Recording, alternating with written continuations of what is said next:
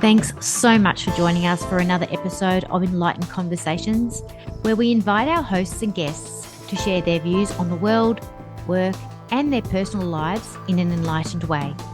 This season, we're also looking forward to engaging more with our audience, hearing your enlightened views and answering questions and topics you would like us to weigh in on. Today's episode is hosted by Michelle Lightworker. Hi everyone, it's Michelle Lightworker here and welcome to Enlightened Conversations. I have a lovely person that I'm really looking forward to getting to know today, Marie McAneney. Welcome to Enlightened Conversations podcast. Thank you. So lovely to be here. Thank you, Michelle. Yeah, I found Marie very inspiring because I'll do a formal introduction in a minute, but for those of you who don't know her, but she's got a wonderful podcast herself called Flip the Script. And I'm so inspired by what you're doing with that show as well. So I'm really looking forward to talking with you about that. But for those of you who don't know Marie, I'll just tell you a little bit about her. So Marie is a women's intuition mentor, a spiritual counsellor, a mind, body and soul coach, Chakra crystal healer, wellness advocate, Akashic Records Reader, psychic, clairvoyant, creative mindfulness art facilitator, and digital creator. And for the past 30 years, Marie has compassionately cared for and supported others in her previous career as a registered nurse in all areas of health, including mental health. And she's also, as I mentioned, has the podcast and a new book coming out soon called Finding My Way Back to Me, The Path to Authenticity. Welcome, Marie. Thank you. Thank you so much for that big welcome. Gosh, I've done a lot of things, haven't I? I am a lot of things. Yeah, wow. I know. It's funny how I don't know about you, but like, you know, my career morphed into different things as I was growing myself and as I was drawn to things that I was interested in, and it continues to change even though I'm like officially retired, but it's still morphing into different things. And I think go with the growth, you know, go with the soul growth is the key, isn't it? Absolutely, yes. I just go wherever I need to go. I don't think about it too much, especially in this last year, that's for sure. Yeah, exactly. And it's amazing that you've got that nursing background as well. So that's really been, it's underpinned a lot of things for you, I imagine. Yeah, it's been a wonderful career. It's brought me to where I am today in the work that I'm doing today, and it's given me the confidence to step out with people and help them in the way that I do. Yeah. So I imagine there would be some like, you know, naturally, I mean, having been in that space, in the nursing space for some time, was there an overlap there between the nursing and your intuitive abilities coming through, or did you find that you ended that and then you opened up to this? How did it happen for you? Oh, pretty much an overlap, I guess. And probably a few years ago, I ventured out doing similar things to what I was doing now, but I had a business called Heart of Nursing. So I would really started that. But there was so much of my intuitive side and spiritual side that I wanted to bring through, and I didn't feel that I could bring it through in that avenue. So I went back into the nursing for a couple of years and did a few more hard yards. And then a year ago, I left nursing completely.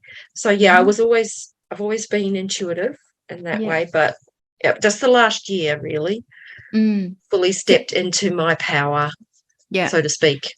And from what you said just before, it sounds as if COVID might have been a little bit of an impulse for that. Was there anything there that I was working part-time as a nurse and had my Heart of Nursing business, and was doing cruises and all sorts of things. So COVID, did put a squash to all of that. And I was, you know, thankful for that in a lot of ways, because then I had my nursing to fall back on. But still underneath, I was restless, all of those things. And there was plenty of signs to say to me, hey, it's time for you to do something different. It's time for you to take that leap of faith. So it was probably, a couple of years. And then, like I said, a year ago, fully stepping into what I'm doing now. It sounds like the name of your book is that sort of about that journey too, or is it leading up to that? Or yes, it's all part of that. Absolutely. Finding my way back to me, all part of that. And like, I'm still writing that at the moment, but it's interesting. It's evolving. Yeah, it does, doesn't it? And I think our books have a life of their own. It's almost like we turn up for them, and if we're willing and we surrender and we just allow, and we don't think too far ahead sometimes, it just kind of finds its way, its voice, and what needs to be said is said. And I'm excited for you. Thank you so much. It's great that you're allowing that process. I can feel that. Well, it was this year that I was told that this is the year for your book. I don't know where I'm going to fit all of it in. It's partially written, but it's just I've got so many balls that I'm juggling, and I love that. I really love it. Yeah. I'm way more busier than I was when I was a nurse, and I just love it. Yeah. And I think sometimes it's like that whole, like, you know, when you have that invitation to step into writing a book and you're in that process, and then things come in, you know, and that happened to me too. I had one book written, things happened, and then it was a little bit of a break, and then I wrote a few more in quick succession. But there was quite a bit of a break, you know, between my first, which was I think 2006, and then 6 more books in between 2009 and 2011, sort of thing. You know, they're very, very, very, very quick. And so I think it was 2011 and 2012. Now, really quick, boom, boom, boom, like one every 3 months kind of thing. But I think, the juiciness of life in between that time, I think, fed the book. So sometimes it's like, even if the juiciness of life is happening, or the juggling of life, or whatever it is, it's like giving you like fodder for the book, and the messages that need to come through and that are alive and that need to be spoken, and still growing you potentially while you're writing the book. Absolutely. I absolutely agree with you there, because, you know, I didn't know what I wanted to write my book about, and then all of a sudden it was there. And so, all the bits that have led me probably way back, but also really starting 2011, like you started your book then. That's it's kind of from there I've evolved into who I am now. So interesting. Awesome. And you're enjoying the journey? I'm loving it. Yes, I'm loving it. When I finally got the courage to say yes to me and what my heart really wanted, that was the hardest part. Stepping off that cliff. And leaving nursing behind. And I grieved for nursing for a while, until I realised I was just caring in a different way. Exactly. Yeah, exactly. I can relate to that. And so your this year, was it this year that you've started the podcast as well, Flip the Script, or was that last year? Gosh, I think it might have been at the end of last year. I can't remember the exact date I started it. Everything's just been so full on.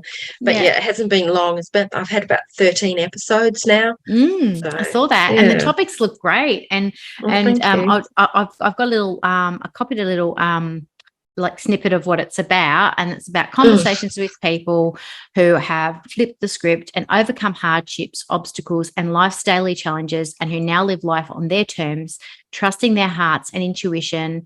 And you can discover strategies and tools to help you flip your script and live a more abundant and fulfilled life. And I love that. It's fantastic. It's part of the reason why I started Enlightened Conversations too. You know, was to how can we like literally look at any situation and talk about it from like a different point of view, like not just the script that we've, you know, turned up to, the program or the thinking, or just the way we've always done something, or the way we've seen something, you know. And I love the people that I meet and that walk across my path. They're just perfect for me, and I help them to see a different perspective as well. The people that I'm talking to on my podcast, they've flipped their script, but some of the people that I'm seeing who are coming to me, I get to help them flip their script, and that's what I like about that. I don't give them the answers. I help them discover them for themselves. Yeah, that's cool. In I love lots that. of different ways. Yeah, no, that's good. I love the terminology too, because it's like you know, like in the medical profession, it's like the script, you know, that you're given, and you have to take it. And it's like, well, hang on a second, it could be different medicine, different ways of thinking. And actually I was thinking the other day, and I was writing about it, and because now my writing, it's more, I kind of do a little bit of writing like for my social media posts and my Instagram. So I kind of feel like my little itch is ticked, that kind of itch to write something. Oh, good, I'll write about that. I don't have to write too much. I can just write like what comes through. And the other day I was writing about, and it may air at the same time, I'm not sure, but I've scheduled it on my social media. But it was all about like that we all have our own medicine, like internally, like our essence, our way of doing things that comes easy to us, and that is actually growing our soul. And that if we deny that, we disconnect from ourselves. And when we allow that, we encourage more and more of ourselves, and that finds its way into expressing itself in different ways. And I think for me, it's definitely writing and speaking, like as a person who's channeling whatever information is coming through. It's not something I'm too much thinking ahead about. So when I have people coming on the show, I don't tend to rehearse or do stuff around it too much. Sometimes I'll read through their bio once, so I'll get their name right, like, to make sure it's right. But it's not so much about filling my head with information to convey, and it's more about what do I need to, what's coming through, what needs to be said at that time.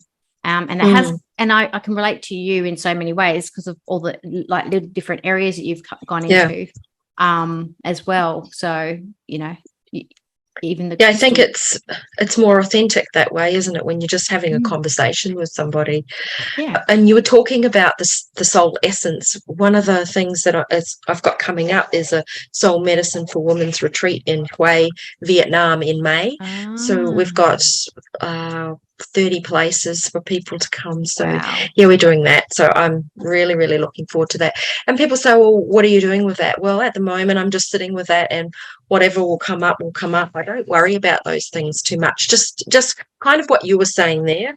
I just trust. And it's interesting because like when you're working with a big group of people, and you would think, oh gosh, this has to be, we have to make sure we're all fully organized and everything. But sometimes the group itself unlocks each other. Like, they're absolutely. They're catalysts for each other, and this sort of soul group that come together to do something like this. Bring out the medicine in each other, see the medicine in each other, even potentially before somebody has had a chance to see it, and they might have the aha moment through the mirror of someone else going. I love that about workshops. I really do. And the thing with this is, yes, I've got a bones of a structure, but I'm not getting too bogged down in that. We're doing soul medicine on this day. I haven't given them too much. Do you know what I mean? We've got a whole retreat planned with activities and stuff. But the times when I'm talking, I've given them a little bit of a structure. Yeah. We're going to go with that. And sorry, when is it in May? Do you have dates? Yeah. Feel free to mention them. Where's my dates? To 20th to the 27th of May. Awesome. Oh, that's fantastic. I've been really looking forward to going to Vietnam. It's been calling for a little while, so I'm probably looking at heading over there next year, but I'd love to find out more about what you're doing so that at the time, if there's any others and where you've gone and what you've done, what you've seen.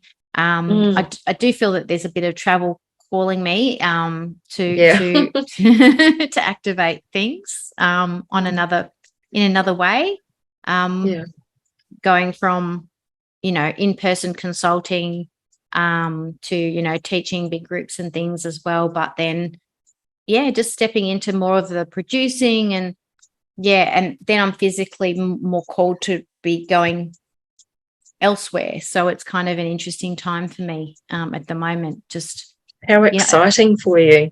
I'm thinking I'm a little bit of a planner, so I'm like I'm not getting to plan too much. So in so far as whenever I go on a holiday, this is what we're doing, and we'll be here for 3 days and then we're moving to the like I'm a bit bit more like I know what my itinerary is going to be. Whereas this is more, it feels more of a allowing, where am I being called or even pushed from? Like, you know, you end up somewhere and then you're pushed from it, and just to trust that as well, and why, and the timing. So I'm kind of that's even more exciting. It's like you just don't know wherever you go who you're going to meet, the people that you're going to speak to. And I love that about, I think one of the things for me, I'm quite a shy person. People probably wouldn't know that about me, but I find it challenging meeting people and going networking and doing things like that. So stepping into my own business and having to do that has been a challenge for me, I guess. But I'm loving who I'm meeting. And when I show up, the right people come to me that need help or that help me, you know. I agree. Grow as a person. Yeah, I agree. I'm a little bit of an introvert too. So I don't tend to, when I'm in a group of people, I make the effort. Like I don't sort of I guess I don't collapse into myself and withdraw. But I'll usually find one or two people that I have genuine conversations with, rather than kind of be the life at the party, I guess, person. Yeah, I'm exactly the same as that. I like heartfelt conversations, I call them. I really like that. I don't like the surface level stuff. I really like to get to know someone and find out who they are. Yeah. What makes them tick. Yeah. It's interesting. Like and that. Everybody's got something to teach you. I find that too. Like when I have people on this, I don't know what I'm going to learn or discover something new, and it makes it an adventure then, rather than a stress, you know, that I'm, you know, having to have conversations. It's more like I'm curious about this person. Why are they in my path, you know, and what are they here for? To tell me. I'm sure there's something to learn. And I just like, I mean, I connected with you and then I found out you're a nurse. So, you know, and I've come from just like, you know, having about 4 years where I was away from doing what I'm doing now. And I was in the recruitment industry, HR, recruiting nurses, recruiting doctors, and working in the aged care space as well.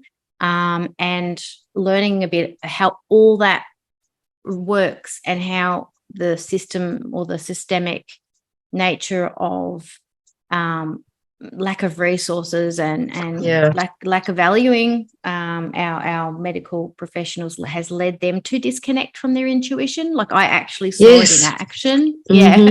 I would literally be having conversations with my RNs in you know, where I was working, and these kind of conversations would come up as to, because I knew they were quite intuitive people because I recruited them.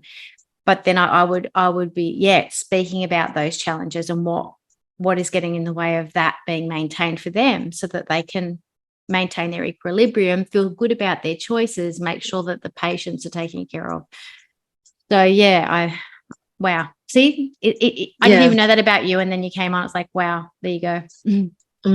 Yeah, I think I could talk all day about nursing, but I've kind of taken a different path. But I see a lot of nurses that are just so dissatisfied with the system, not with being a nurse so much. It's just the system that they're part of, that they feel like they don't have any control over that, but they do really.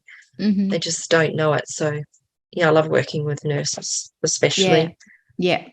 And I fell into working with nurses like when I had my counselling practice back in early 2000, and I was doing supervision, and I had quite a lot of, I guess you could say, just kind of like the health industry gravitated towards me, and I'd had lots of nurses coming in, they had burnout and things like that, teaching them how to come back. But I guess that's the other end of the scale, isn't it? The burnout, like it's so, it's so far away. And it's interesting. Sometimes people don't know that burnout leads to not caring. Like it's actually a symptom, and it doesn't necessarily mean that the nurse is a bad person if they're grumpy. It could be that they just have hit a wall, and they have actually kind of temporarily lost the ability to care, because it's just too much. It's just too burnt out and disconnected. at that moment, not necessarily forever or anything like that. And it takes a while to come back to themselves. That's exactly right. I was just going to say, it's they're so caring about others that they forget to look within and take care of themselves and give back to themselves. They're so busy giving. Yeah. And it's so important. You've got to fill your cup first before you can help anybody else.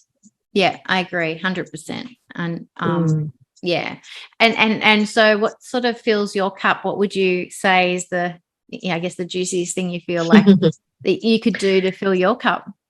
Oh, well, I'm filling my cup every day. I get to be creative. And I knew I was a creative person, but I didn't really realize that is, what fills my cup. I do lots of things. I make crystals. I'm creative when I'm doing my workshops. And I was just talking to a friend about that, how my nursing has really helped me, especially my nursing management, because I was in management for the 10 years prior, has helped me to be more of an efficient person in terms of having my workshops and setting those up and ensuring that people feel fulfilled when they come. It's not just, you've come for a workshop. There's lots of things. So there's that. So, creativity, I guess, is the thing that I can say. I do so many things with my creative juices. Writing, making things, creativity is so many things. It's not just one thing. I can't sing. I'd like to be able to sing, but that is just not my creative style. I know I'm always singing in my head. It's chronic. I loved your little crystal lamps that you showed me you were doing on the weekend. Are they for you, or are you selling those? I know, I intuitively make those custom make for people. They're so beautiful. I love the rainbow lamps. It's so gorgeous. Thank you. Yes, they get pictures of them. Oh yes, I do. I've got on my website. There's I've made a flip book with all of the lamps that I've made, and at the back there's information about the lamps and the crystals and all of that, what they get given when they get a lamp.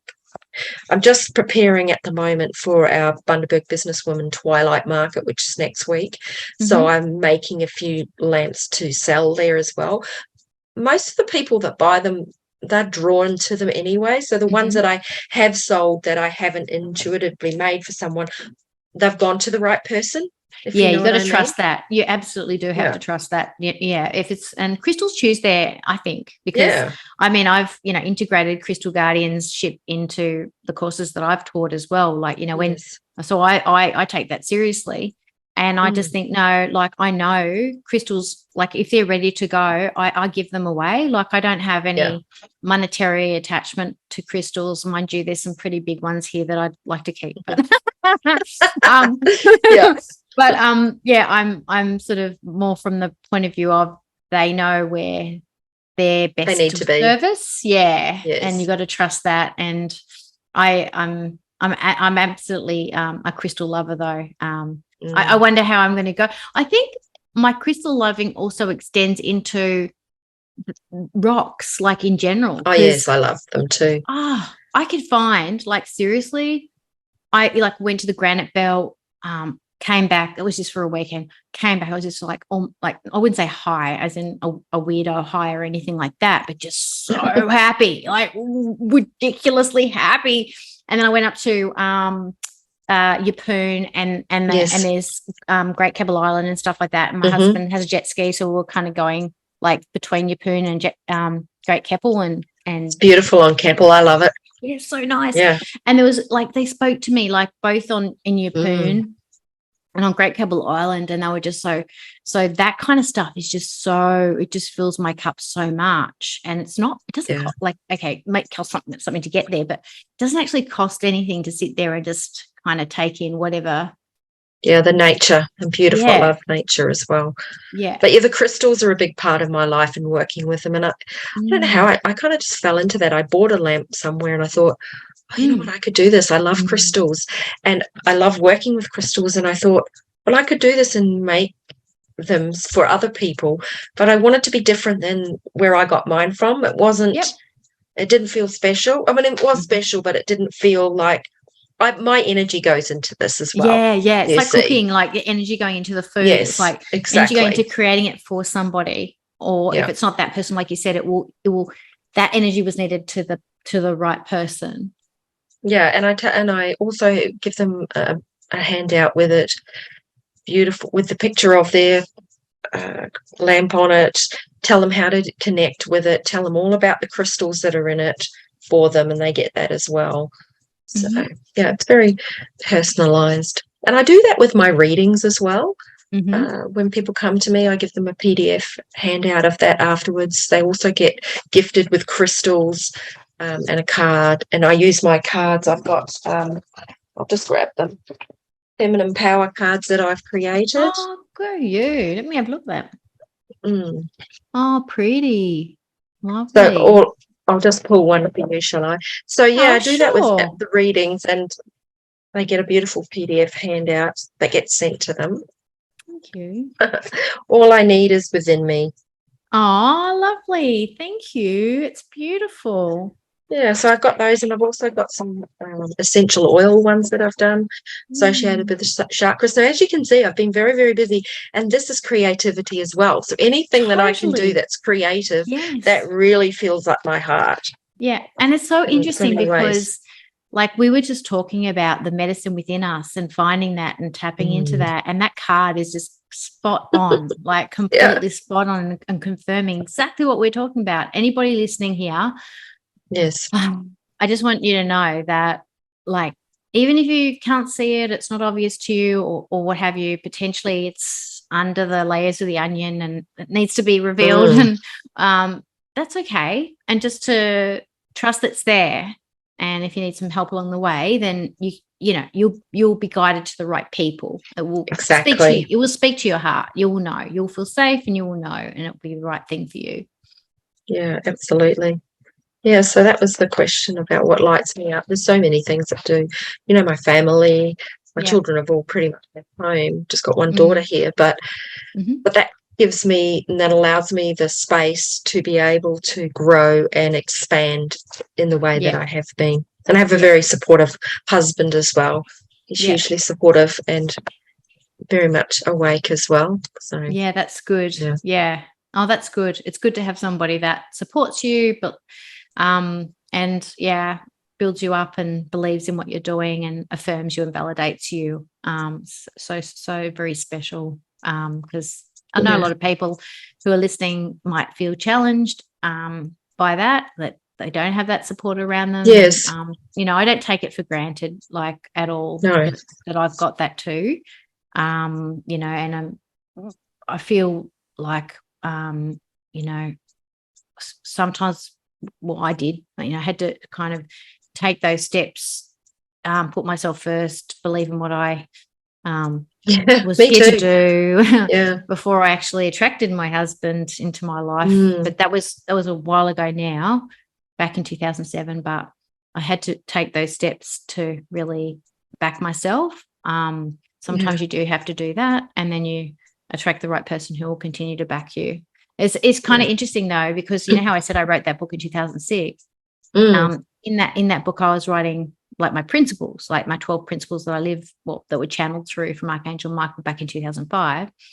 And I'd written them in that book, and then one of the first things that my husband now, who's now my husband, when he'd heard that I'd written this book, he wanted to read it. And he read those. How beautiful. Yeah, I thought that was really cool. And then when he read the 12 principles, he goes, oh, that's so great. You live your life by those principles. It was love, openness, mindfulness, honesty, responsibility, all those like not like dictatorial principles, just more like energetic principles, peace, joy, love, Beautiful. And it was a good start. And I think that because I'd embodied those and allowed those to own those, I think then I attracted that person who was able to support me. Sometimes we just have to do that first. I think it's what we put out there we get back. And on that note, my husband, I think he's always been supportive, but sometimes I didn't feel that when I wanted to do my heart of nursing, or I wanted to do this, or I wanted to do that. It was like, that's kind of not like a real business. But it was very interesting when I said yes to this path and what I wanted to do. He was amazingly supportive, and so much so that he had to support us financially. You know, when I first left nursing, that wage is gone. Yeah. And so I'm forever grateful that he did support me. But I was apprehensive about that, because in past times he had said things to me, you know, like, oh, it's not a real business. Not what I'm doing now. But I think what that was about, Michelle, was my conviction.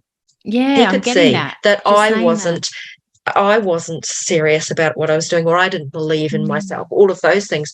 Whereas it was different this time. This is what I wanted. I'm like going for it. Bang. Hell or high water. So he was on board. You know? So I think my message there is if you want something, be sure that you want it and just go for it. You know? And then everything else will be fine. Everyone else will get on board. And if they don't get on board, well, bye-bye. Yeah, Bye. Exactly. And if you don't know the how, if you don't know the steps, all you need to do, this is what I did.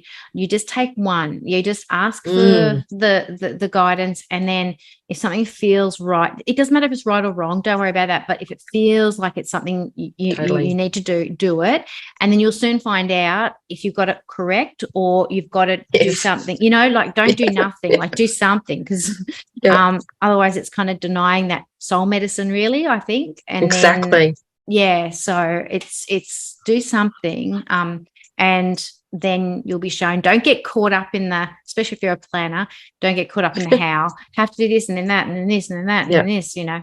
Let go of the outcome. Just say yes and work out how, kind of thing, is one of my philosophies.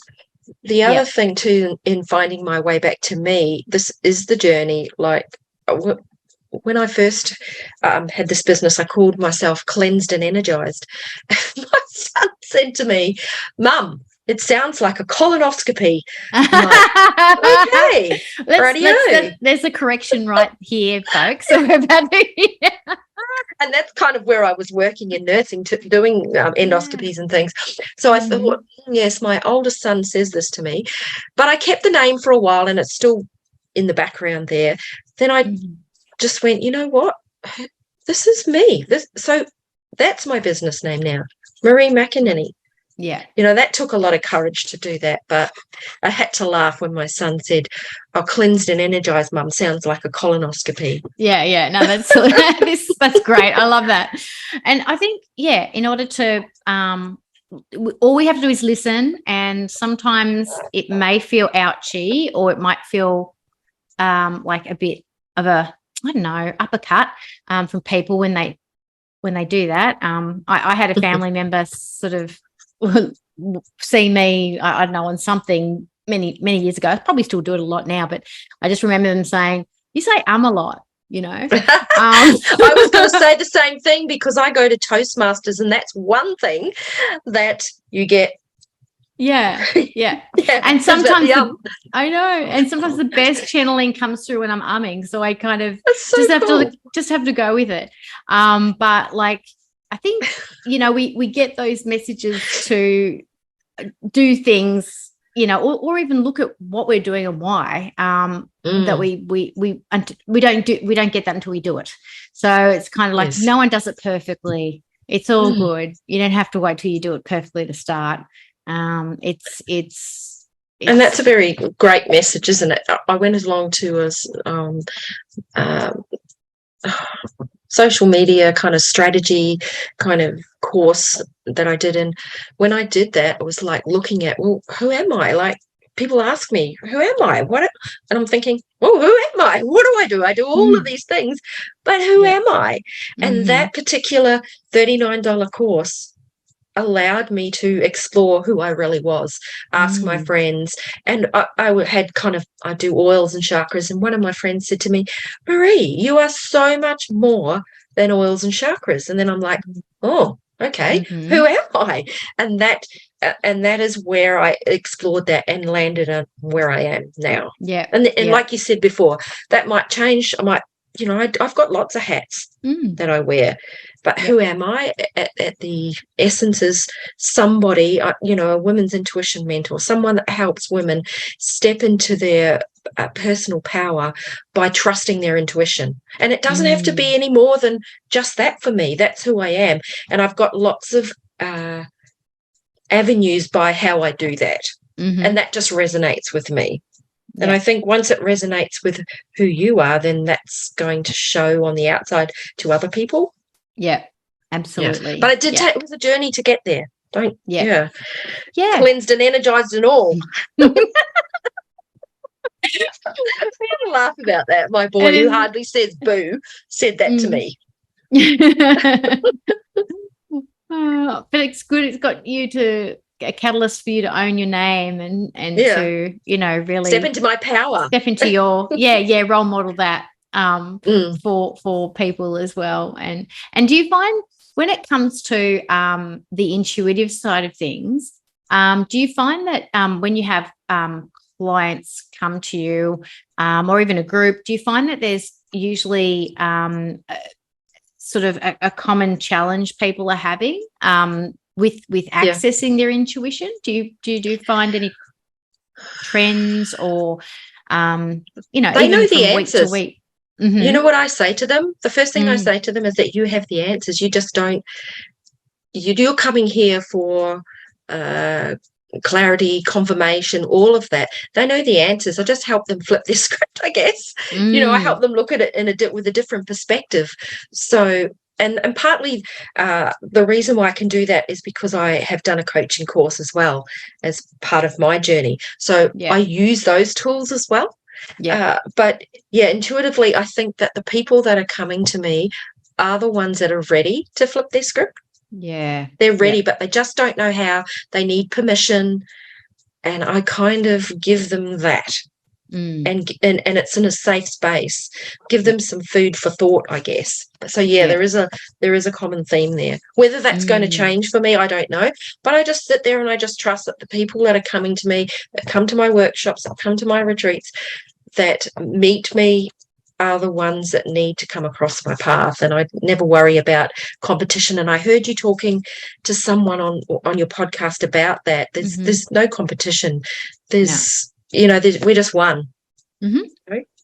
Yeah. I agree. I love it. I love seeing people doing things that I do, because that means there's more people to do more of what I would do. So that's me great. Too. Like they've got a different audience, it's fantastic. I love it. I love it. The messages, obviously, if I love my message, why wouldn't it? I want more of the message. It's a similar thing.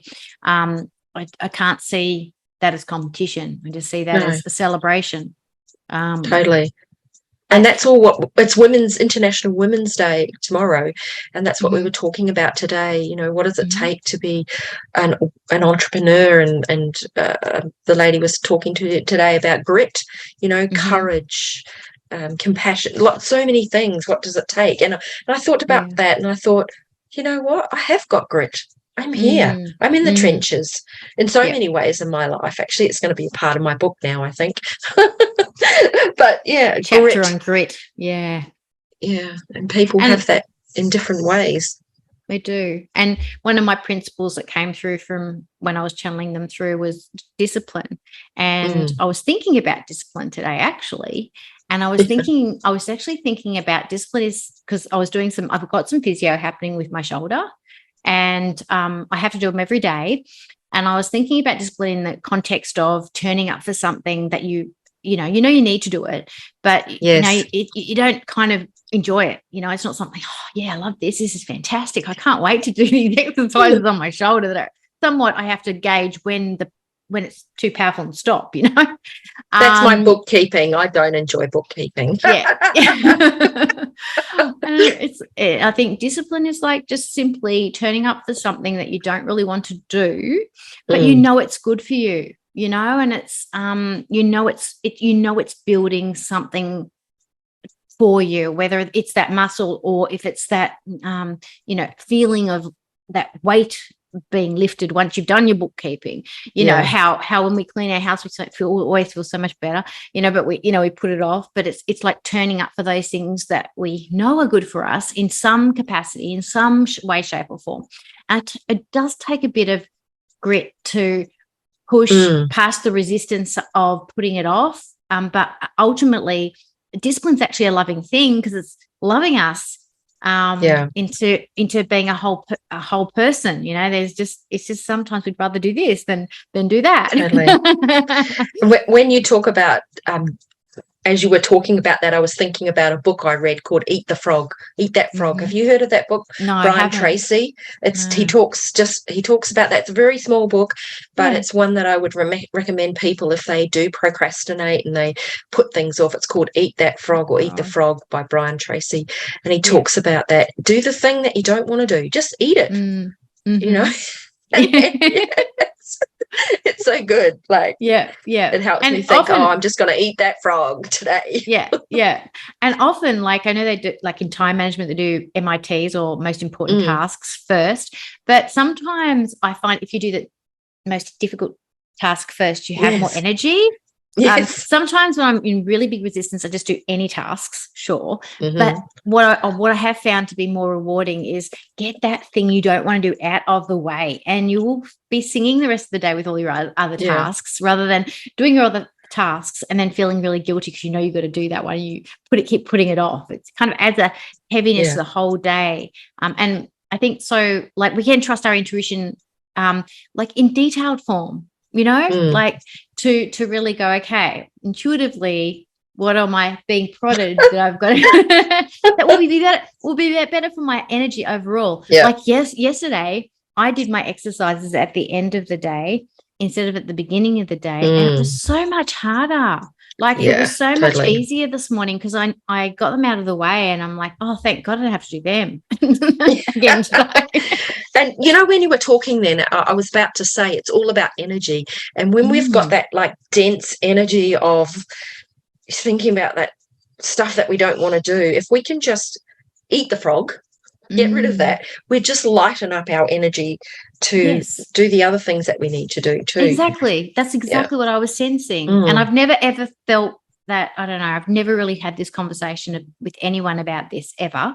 So this is really a gem that's coming through, and I can see it and I can feel it, and it's been very real for me with this issue with my shoulder. So it's getting better and better, by the way, just feeling that I'm learning about the process of resistance through working through this shoulder recovery. So it's interesting. What life gives us, really, doesn't it? Exactly. As lessons. Everything's a catalyst for our activation, I reckon. Totally. And that's why I don't resent any unpleasant stuff. I might have feelings towards it of angst, you know, like, but I don't resent it. I don't grumble about it too long. I just kind of grit, you know, just do it, grit. You know. Well, well, I think it's interesting to notice what those emotions are that are coming up and just really feel into that, because so many of us don't. We stuff those emotions down. Or we stuff food in our face. I'm guilty of that. You know, it's about definitely looking at what's that about, you know, taking the time. And sometimes some of us are so busy that we don't have time to even think about those emotions, you know. But thinking in your scenario about your shoulder, it's okay, well, what's this teaching me? What am I learning about this? What am I learning about myself? What do I have to learn? You know, is it stop? I think I learned it to a point, but I think where it comes in, where we learn more, is when we get together with people and we just start communicating, like whether it's with you and me, which is great, thank you so much, or whether it's in a group and things start to unlock, like, and become a bit more clear what the hell that was about. And that's why I love working with groups. That's why I love the retreats. That's why I love the workshops, because you don't know what someone else is going to say that's going to help you move on. Exactly. So that's why I always encourage everyone to speak up, be vulnerable, do those things in a safe space. So I allow that, I bring that about to happen. And that's what I love. The magic for me is in the groups, not so much with one-on-one, although I do that work. It's the groups that really... There's a lot of magic. Yeah, so much magic. Yeah. And what we're doing here now, by chatting here, we are allowing other people to hear our conversation, so that's going to help someone somewhere. Yeah, definitely. Well. Yeah, I agree. And you just never know what is going to be triggered. Like somebody might say something and then somebody might feel something in their body and they don't know what that's about. And I suppose you probably, at the beginning, you're probably setting it up to say, listen to, if there's something comes up in your body, you know, sometimes we don't even know what's underneath it, right? But you know, if you allow, like what you were saying just before, when you just allow the feeling and you're not analyzing it too much, but sometimes if you're in a group situation and you're feeling something in your body and you just know, I don't even know what this is about, but I have to say I'm feeling this and I don't know what it's about. Like say that, so that someone might say something, who knows? I don't know what kind of crosstalk you do, but there's always some magic in a group scenario where someone trust their just creating that space for them to open up. And I think, you know, when I was talking about, well, what is it I do in these groups, or you know, I have these conversations with my friends, I guess, and the people I trust. And I've also got a spiritual development circle that I do on a Tuesday night, every second Tuesday, and it's a very small circle, and we talk about all these sorts of things. But it was like, well, what is it that I do, you know? And I thought about that, and it was like, well, I give people an experience. You know, I give them an experience, because we're all looking a connection as well, but I allow them to grow and learn through the experience of how I teach and facilitate things, I guess. I give them an experience rather than just, come to a workshop, you know. I give them the full experience. If that makes sense. It's less workshopy and more experiential. And learning. That's it. Yeah, because I think workshops can be just, I guess, a bit teachy. Whereas if you have that belief that, all you know, all the answers, what my card was when you said that we were talking about soul medicine. But like if we know that and we can hold space for that, that's incredibly powerful, because people actually get to bring out their wisdom where they're thinking they're going to something to learn something. It's kind of the opposite, right? And then we're all doing that for each other, which is amazing. So there is learning, but it's way more experiential rather than teachy. And they teach others, like when they open up, you just don't know what that's going to bring. I love the magic of that. And you know, there's so much magic in other people sharing and being vulnerable, and it really is. There was something I was going to say, but it just went from my head. But I love that. You know, I can read the room pretty well, and you know, see their vulnerabilities, and I encourage them, and I help them to shine, really. You know, and I love that. I love that I get to do that. You know what I'm getting? Seen. That's what I wanted to say. Oh, they feel seen. They feel seen. They feel heard, and they're like, "Wow, what just happened? I didn't come here for that. I came here to make a bracelet. What was that about?" That is cool. You know? I love that. No, I think one of the most important feelings in the world is being seen, like that people can see, like our genuine, authentic soul, like they can, like it's that they get it, they're there with you. And the thing that was coming through when you were talking just then was it's like when you give people a space to be and not have to know, just to be and be feel and express and that kind of thing.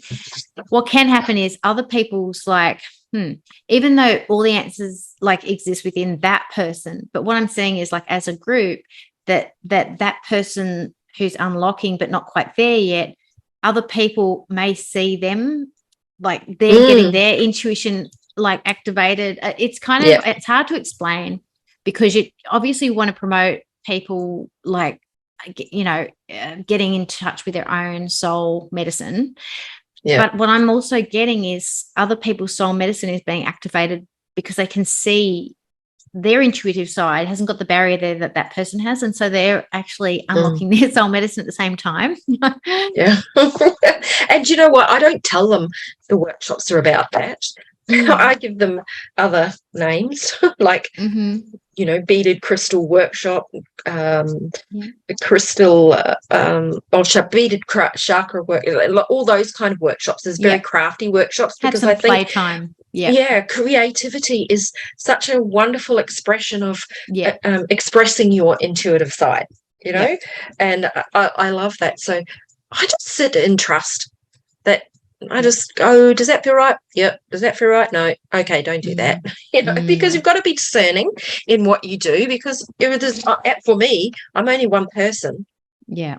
You know. And I love that you've got that sort of tangible, practical thing at the end, because everybody's so unique. And gosh, the things I know, I've done mask making with people, and they're like, and you're like, oh my God, you know, this is what it's a memory too for them. Yeah. It's something for them to take away so they can remember the experience. Exactly. And it's expressing that part of their soul that needs to have that medicine at that time as well, which is amazing.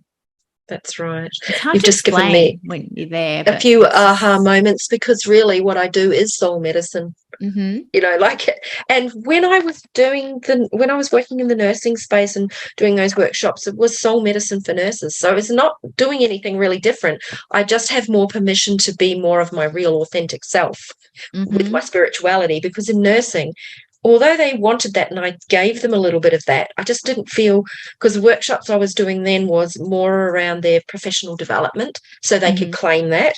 And I just didn't want to do that anymore. I wanted to be the most authentic version of me and bring all of the rest of this. I was kind of doing it, but I wasn't on point. So now I am, and it feels so awesome. Yeah. That's exciting. Maybe that's why I kept getting that word soul medicine. So, I mean, because that is... I literally wrote about it on, it was, what's today, Tuesday? Yesterday. I literally wrote about it yesterday. I had a creative writing day, and I wrote posts on social media that I've scheduled for next week. I'll have to send it to you. Yeah, I'd love to see it. You can have a look at it ahead of time. You can, you know, so that you can, like, after I get off here, and because obviously it's definitely connected to you. Like, there's no doubt about it. It came through yesterday, and it's on the full moon, and it's the full moon today for those listening, not when they're listening, but for us, it's the full moon today.